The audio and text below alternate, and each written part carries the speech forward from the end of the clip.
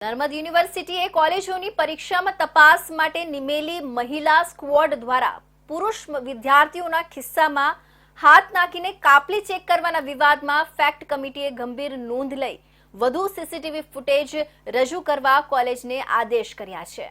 Narmad university દ્વારા checking માટે નિમવામાં આવેલી મહિલા સ્ક્વોડ દ્વારા પુરુષ વિદ્યાર્થીઓના ગજવામાં હાથ નાખી કાપલી ચેક કરવામાં આવતા વિવાદ સર્જાયો છે, જે અંગે ફેક્ટ કમિટીએ ગંભીર નોંધ લઈ સીસીટીવીની તપાસ હાથ ધરી હતી।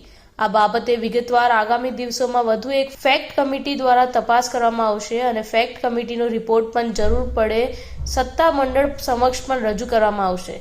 આ સમગ્ર મામલે કુલપતિએ જણાવ્યું હતું કે અગાઉ પણ આ પ્રકારે ચેકિંગ કરવામાં આવતું જ હતું અને પરીક્ષા દરમિયાન આ પ્રકારે ચેકિંગ કરી શકાય છે અને વધુમાં જણાવ્યું હતું કે ફેક્ટ કમિટીને જો કંઈક અજગતું લાગ્યું હશે તો આગામી દિવસોમાં ફેક્ટ કમિટી રિપોર્ટ રજૂ કરશે અને ત્યારબાદ કાર્યવાહી કરવામાં આવશે।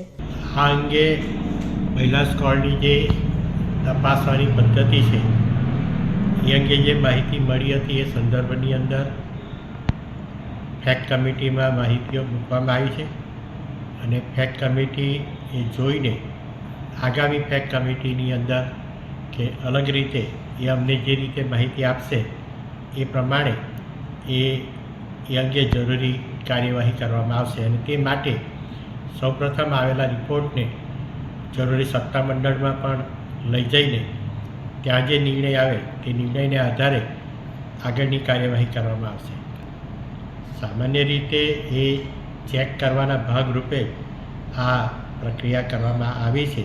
આ મામલે સ્ક્વોડ દ્વારા જણાવવામાં આવ્યું છે કે અમને ચેકિંગ મુદ્દે કોઈ એસઓપી આપી ન હતી। અમે ભૂતકાળમાં જોયેલા અનુભવે અમે ચેકિંગ કર્યું હતું।